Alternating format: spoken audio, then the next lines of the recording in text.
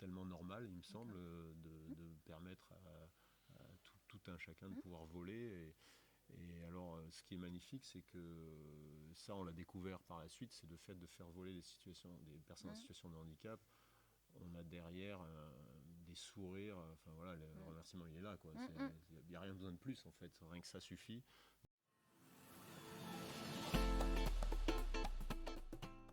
Donc, bonjour et bienvenue à ce nouvel épisode des Inclusifs. Aujourd'hui, je suis ravie d'être à Zero Gravity et en présence de Fabrice, donc président de Zero Gravity. Bonjour. Bonjour. Aujourd'hui, on va aborder le thème label tourisme et handicap et on va parler également d'un championnat de France Handyfly. Tout à fait, championnat de France Handyfly qui aura lieu ici à Zero Gravity en septembre prochain. Parfait. On va en parler tout à l'heure. Avant de parler de Zero Gravity, on va parler déjà de notre définition de l'inclusion. Parce que le but des inclusifs, c'est de parler inclusion à toutes les sauces, sur tous les sujets. Juste pour te faire réagir, du coup, sur notre définition de l'inclusion, je te la lis. Donc, l'inclusion a pour objectif de permettre à chaque personne unique et entière d'avoir les moyens nécessaires de participer pleinement à la société en tant qu'acteur valorisé et respecté selon le principe d'équité. Le concept d'inclusion s'applique à tous et repose sur la volonté de participation réciproque de chacun, ainsi que sur l'adaptation de l'environnement à la personne et non l'inverse. Qu'en penses-tu ? C'est une très bonne définition et je pense qu'on est tout à fait dans le thème de l'inclusion, donc à Zero Gravity, puisque dès le démarrage de ce projet, Zero Gravity, la construction, tout a été pensé, tout a été réfléchi pour justement pouvoir permettre d'accueillir toute personne entière et unique, c'est ça. Exactement. Au sein de Zero Gravity, donc le bâtiment était donc après il y a les normes qui le demandent dans la construction d'un nouveau bâtiment, mais évidemment nous on avait ce projet-là de développer le vol pour les personnes en situation de handicap, donc l'entièreté du bâtiment a été conçue pour à tous les niveaux, donc on est vraiment on répond à toutes les normes, ce qui nous a permis ensuite donc de pouvoir accéder au label tourisme handicap, on va en parler ensuite. Mais la définition, je pense qu'elle est tout à fait correcte et très similaire à notre vision des choses à Zero Gravity. Et bien justement, Zero Gravity, c'est quoi ? C'est quoi l'histoire ? Raconte-nous un petit peu tout ce qui s'est passé du Zero démarrage Gravity, jusqu'à ça aujourd'hui. part à l'origine, moi je travaille dans le pétrole pendant très longtemps et j'étais parachutiste de loisirs. Donc je sautais dans des centres de saut et j'ai découvert la soufflerie à l'occasion d'un voyage en Espagne. Et je me suis pris de passion pour le vol en soufflerie, hein. C'est le pendant, mais en indoor du saut d'avion. Et du coup, en 2018, j'ai décidé d'abandonner totalement ma carrière dans le pétrole pour me consacrer à ce projet. Alors on est arrivé au Futuroscope un petit peu pas par hasard, mais il y avait le Futuroscope qui était là. J'ai fait des études de marché sur diverses régions en France et il se trouve que c'est avec le Futuroscope que les choses se sont passées le plus rapidement. Et du coup, le projet 2018 réfléchi et 2020, l'ouverture, ça a été extrêmement rapide. Donc moi, j'ai changé totalement de métier. Hein. Je dirigeais des équipes sur des chantiers pétroliers et puis je me suis retrouvé à la tête de cette entreprise avec une dizaine de salariés. Mais c'est un projet qui a été passionnant, qui l'est toujours, qui a des difficultés. Hein, Et quand un même, hein, démarrage un peu... un démarrage très compliqué. À cause de quoi ? On a alors, je ne sais pas si vous vous rappelez, le 15 mars 2020, ce qui s'est passé. Je crois que ça a marqué beaucoup de Français. En fait, on a démarré la soufflerie le 13 mars pour la première fois. On était en fin de construction. Il restait à peu près un mois et demi. On est encore des ouvriers de partout. On faisait les peintures, enfin toutes les finitions. Et le 14 mars, on a effectué le premier vol. On commençait à entendre dire à la radio que le Covid arrivait, peut-être des fermetures de frontières. Et comme cet équipement est un équipement fabriqué par des Allemands, ils ont plié bagages le 14, ils sont rentrés en Allemagne et le 15, effectivement, on était confinés. Donc, début d'activité très compliqué. Donc, ouverture finalement en août 2020 et refermeture en octobre 2020, ce coup-ci pour 9 mois, fermeture administrative, donc jusqu'en juin 2021. Donc, autant dire que sur 15 mois d'activité prévue, on a travaillé 2 mois et demi. Donc, ça a été compliqué. Et après, là, par contre, à partir du moment où c'était ouvert, ça a été exponentiel. Oui, alors ça a été exponentiel. Oui, en fait, c'est pas forcément exponentiel, plutôt linéaire, je dirais, D'accord. avec un début d'activité assez fort parce qu'il y avait beaucoup d'attentes. Mm, Évidemment, la première année, les premiers 6 mois étaient très bons. La deuxième année aussi, 2022, année pleine mm, d'exercice oui, à l'équilibre. oui, Et après est arrivée la crise de l'énergie, parce que voilà, il bien fallait sûr. pas faire trop simple. Mm, Donc on a eu des grosses hausses d'énergie et on fonctionne à l'énergie bah oui. électrique ici. Ce qui fait que c'était un peu plus compliqué sur 2023-2024, avec une petite baisse d'activité quand même en 2023. Je pense que la crise a touché beaucoup Mm, de gens. Voilà, l'actualité n'était pas mm, forcément porteuse pour le secteur du loisir. ouais, Mais au final, on fait un début d'année 2025 plutôt bon là. d'accord. Donc on est reparti sur une croissance et on espère être à nouveau à l'équilibre cette année, il faudrait qu'on atteigne Mm. l'équilibre cette année, effectivement. Et qu'est-ce qui, dès le départ, a motivé bah, justement l'accessibilité? Alors, il y a effectivement les normes, etc., mais toute l'histoire avec les personnes en situation de handicap par rapport à ce projet Zéro Gravity. Bah, c'est venu assez naturellement, en fait, il n'y a pas eu de déclencheur particulier. Moi, j'ai personne dans ma famille qui soit Mhm, touché par le handicap. C'est juste enfin, naturellement, sans raison réelle, mhm, c'est tellement normal, il me semble, d'accord. de permettre à tout un chacun de Mhm, pouvoir voler. Et alors, ce qui est magnifique, c'est que ça, on l'a découvert par la suite, c'est le fait de faire voler des personnes en mhm, situation de handicap. On a derrière des sourires, enfin voilà, le mhm, remerciement il est là, quoi. mhm, mhm. Il n'y a rien besoin de plus, en fait. Rien que ça suffit de voir des personnes qui ne peuvent pas marcher, qui Bah volent oui. de la En même fait, manière qu'une le personne. contexte fait dans la soufflerie qu'au final, les personnes en situation de handicap, alors plutôt moteur, etc., n'ont plus de problématiques. Enfin, le Alors, handicap il y a plusieurs est types un de peu handicap, gommé. évidemment. Alors, bon, pour les personnes Mm, malentendantes, ça change rien, ouais, parce qu'en fait, dans la soufflerie, on n'entend rien de toute façon. ouais, Nous-mêmes, on met des oui, bouchons d'oreilles pour oui, protéger nos tympans, parce qu'il y a beaucoup de bruit. oui. Donc, le handicap auditif, il n'y a Mm, pas de changement, si ce n'est dans la préparation, parce qu'il faut s'adapter. bien sûr. Pour le handicap moteur, alors, il y a quand même une différence, c'est-à-dire comme les personnes, Mm, enfin, ça dépend du handicap, mm, mais n'ont pas forcément l'usage de leurs jambes ou oui. d'un bras ou des deux bras ou même des membres amputés. Mm, Ils ont moins d'appui sur l'air, mais au moins ils se déplacent, ils arrivent à faire voilà, de oui. la même manière, alors avec peut-être un peu moins d'agilité qu'une personne qui a tous ces Quoique. moyens. Bah, ça dépend, ouais, Mm, ça va dépendre du handicap. mm, Chaque personne ouais, a son ouais, handicap particulier. ouais. Après, le handicap mental aussi, Mm, mm, et le handicap visuel. Alors là, c'est très intéressant parce que là, les sensations sont apparemment décuplées. oui, effectivement. Cette sensation de voler Mm, et ne pas avoir le visuel en même temps, c'est absolument incroyable. mm. On a eu l'expérience avec une personne ici qui nous a décrit ça. Voilà, Vous elle se avez... sentait sur un nuage. Est-ce que tu as essayé, du coup, en te bandant les yeux, de le faire? Alors moi non, par contre j'ai essayé avec l'attelle que l'on met Oui, aux personnes, parce qu'on doit quand même mettre une attelle pour éviter quand que... les Oui. membres Mm, ne sont plus mm, muscularisés, ou je sais pas comment mm, on dit, d'abîmer encore plus les oui, articulations dans le oui. vent.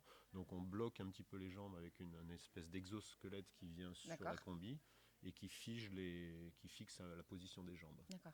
Parce que c'est souvent du handicap moteur, quand on a souvent des personnes en En chaise chaise roulante, roulante. voilà, Mm, qui d'accord. viennent. C'est la plupart de nos sportifs qui viennent voler sont en chaise. D'accord. Donc Zéro Gravity aujourd'hui a le label Tourisme et Handicap.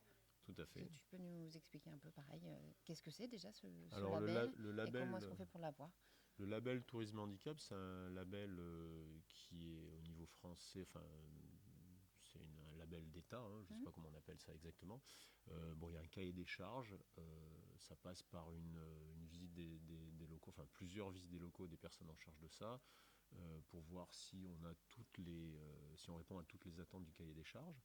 Et effectivement, on n'a pas eu trop de mal à l'obtenir. mhm, Alors, je précise qu'on a obtenu le label Tourisme Handicap pour la partie accueil du public et bar. Parce que pour l'instant, il n'existe pas au niveau du vol en soufflerie. d'accord, Par contre, on est dans une démarche d'essayer d'obtenir, enfin de faire créer ce label, parce qu'il d'accord. n'existe pas. Mhm, Et donc, avec Sandrine Chaigne, qui travaille ici dans la Vienne, on a fait venir des évaluateurs pour justement, et suite à cette expérience qu'ils ont eue ici, faire développer un cahier des charges spécifique tourisme handicap vol en soufflerie. On D'accord. espère bien être la première, être à l'origine de Mhm. cette création. Et c'est un dossier qui est un petit peu long parce que Bien sûr. ça se traite Mhm. pas seulement dans la Vienne, mais aussi à Paris. Donc voilà, ça prend un peu de temps. Mais on espère vraiment l'obtenir en septembre 2025 pour l'avoir avant les championnats de France qui auront lieu ici. Mais c'est pas encore gagné. Donc on répondait à tous les critères qui sont assez précis. Ça va de la visibilité sur les marches, absolument tout. Ouais. Aussi à La l'accueil, préparation en amont, peut-être aussi. oui, la préparation pour les, Oui, pour les gens qui viennent oui, voler. oui. Oui, alors c'est plutôt pour l'accueil du public du coup, parce que D'accord. pour le vol en soufflerie, on l'a pas encore. Oui, par Voilà. rapport effectivement au vol en Ouais. soufflerie. Ouais. Mais voilà, donc on a obtenu le label en 2022. D'accord. Mm. Et voilà, donc pour les 4 types de handicap, moteur, visuel, auditif et mental. Parfait. Et justement, tu parlais des championnats de France. Alors, qu'est-ce que c'est? Alors, à l'origine, le vol en soufflerie n'existait pas en tant que... Enfin, il n'y avait pas de discipline pour les personnes en situation de handicap. En 2021, avec la Fédération française de parachutisme, a commencé à développer l'accessibilité pour le vol en soufflerie avec un programme européen Erasmus+.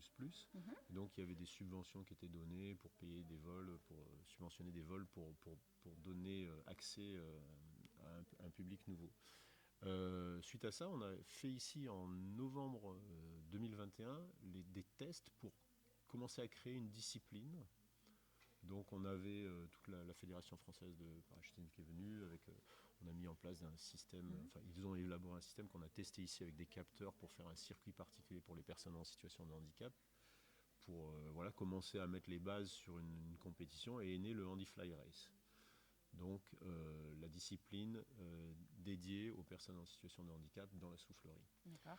Et elle s'est développée jusqu'à que ça devienne un vrai championnat. Donc cette année, il y a ce qu'on appelle les Handifly Race World Series qui ont lieu dans 6 pays différents. Mhm. Et la dernière étape sera donc ici à Zero Gravity. Ce sera la finale des World Series, en D'accord. même temps couplée au championnat de France Handifly. Voilà, donc c'est un beau parcours depuis 2021 où tout ça, ça s'est mis en place et Ouais. c'est tout nouveau. Et on est même en train d'ouvrir, enfin la Fédération française de parachutisme est en train d'ouvrir cette discipline aux personnes à déficience mentale aussi. Alors D'accord. pour l'instant, ça n'existait pas, c'était quasi uniquement des personnes avec des problèmes physiques. D'accord. Voilà. C'est un vrai beau parcours. Et du Ouais, coup, combien de personnes vont être attendues Alors là, ce seront entre 25 et 40 compétiteurs, je pense. D'accord. Pas mal de Français, mais toutes nationalités. Ça va faire du monde avec les Ouais. accompagnateurs, le public, les gens de la FFP. Enfin, on va être très nombreux dans la soufflerie pendant ces 2 journées, Ouais. 19 et 20 septembre. Et ce sera intéressant parce que en fait, ça va être d'une part les championnats de France, Mm. d'autre part l'étape World Series à Poitiers. Enfin, ils disent Poitiers, mais c'est Chasseneuil-Poitou, Futuroscope. Ouais. Et en même temps la finale des World Series. Donc il y aura 3 podiums différents et on a de grandes chances d'avoir un Français qui remporte l'épreuve, puisqu'il est très très bien classé pour l'instant. D'accord. Il y a eu plusieurs pays dans lesquels se sont déroulés. Il y a eu Lille, alors c'était le championnat, c'était en combinaison avec l'Angleterre, Mhm. mais il y avait 2 disciplines, enfin 2 endroits où ça se faisait. Ensuite, il y a eu Prague, euh, j'oublie les troisièmes, là ça va être ce week-end, là c'est Milan, c'est D'accord. l'avant-dernière étape. Et ça finira donc par Poitiers. Donc j'ai oublié un nom, je ne sais plus lequel, mais Prague. Bon, bref. J'oublie Une ville. une ville, ouais. Et du coup, Paul Loup, qui s'entraîne régulièrement ici, il Il est est en ici. tête. Ouais. Enfin, Ouais. il s'entraînait auparavant à Lyon, mais sa famille a déménagé. D'accord. C'est un jeune, hein, il a 15 ans. Et maintenant, il s'entraîne à Zero Gravity depuis le début d'année. D'accord. Et là, il est en tête du championnat. Pour Oui, l'instant, il est en bonne voie pour remporter le titre mondial. Donc voilà, on est très fiers de lui, Mhm. évidemment. Et vraiment, c'est extra à voir, quoi. Bah oui, oui, oui. Et le principe, c'est que en fonction du handicap, on donne un coefficient aux Hum. personnes. Alors là, c'est Un petit peu comme on avait vu aux Jeux Olympiques. Tu nous Oui, avais expliqué un petit voilà, peu c'est tout ça. ça. Alors en Ouais. fait, c'est calé sur le meilleur temps qui a été fait par un champion valide, sur le parcours qui est défini. D'accord. Et lui, on dit, voilà, les personnes qui arrivent à avoir ce temps-là, c'est coefficient 1, donc pour les valides, ou les personnes qui sont avec un handicap auditif, Mm. ils ont un coefficient 1, parce que de toute façon, ils ne sont pas gênés physiquement pour le vol.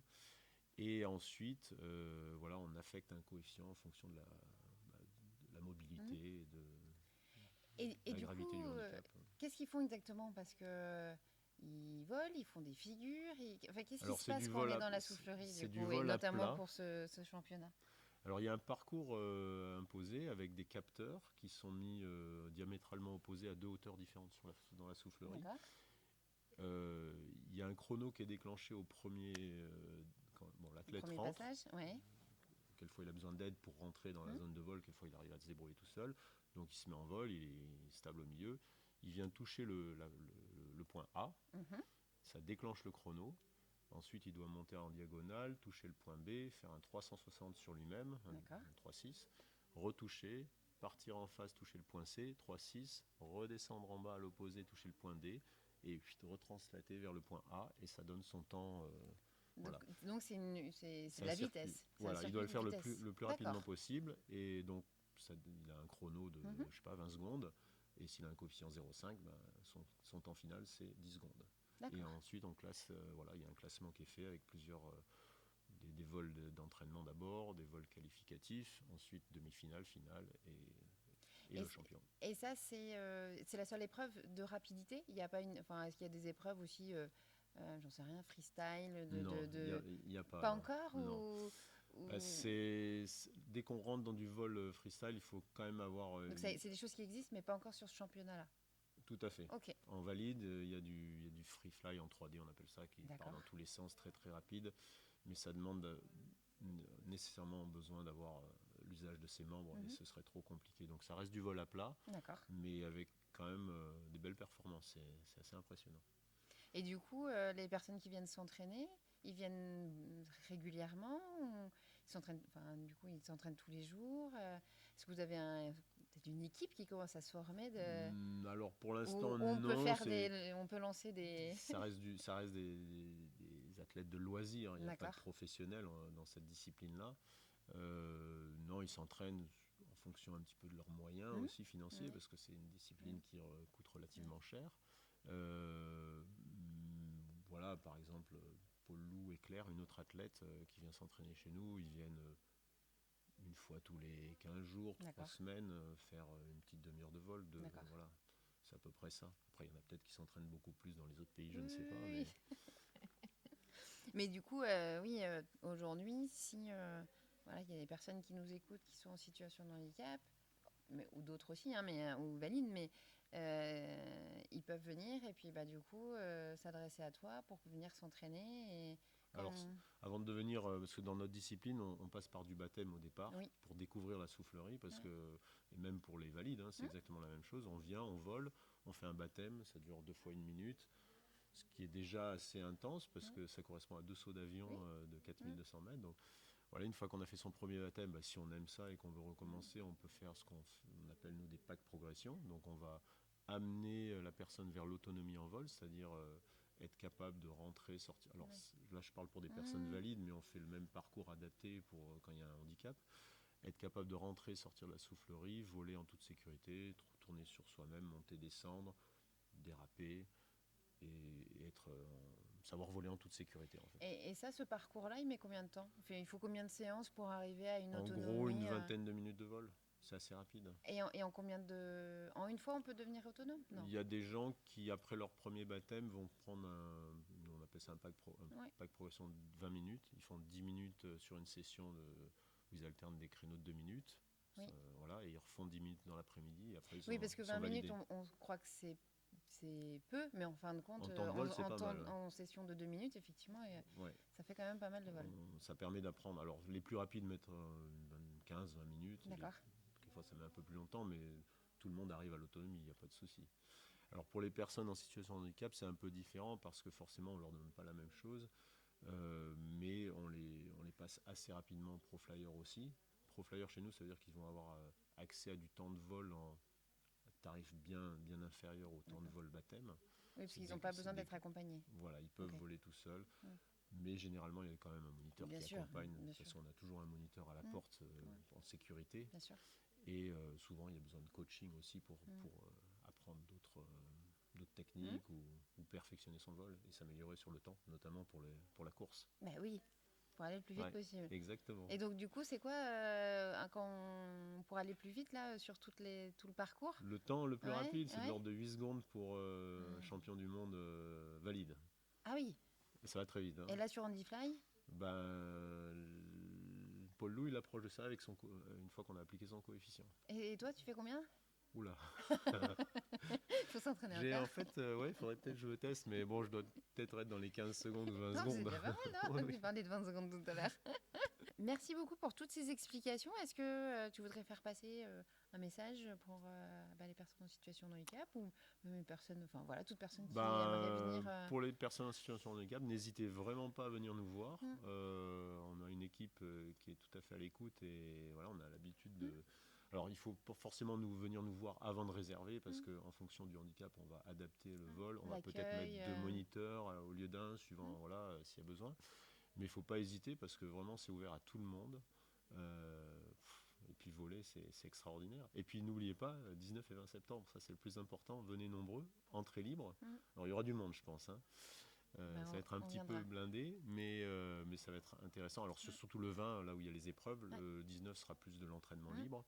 Et le samedi 20, il y aura les épreuves qualificatifs le matin et demi-finale, finale l'après-midi. Et voilà, ça va être assez exceptionnel. Et on espère fort que notre champion sera sacré champion du monde. On va croiser les doigts.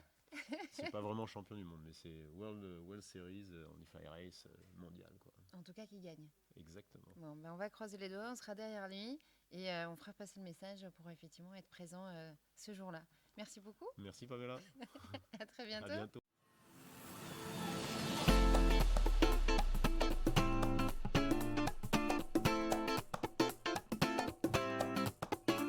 Je suis ravie de pouvoir redémarrer nos épisodes aujourd'hui et en étant aujourd'hui ici présent avec François. Non, c'est pas vrai. Pardon.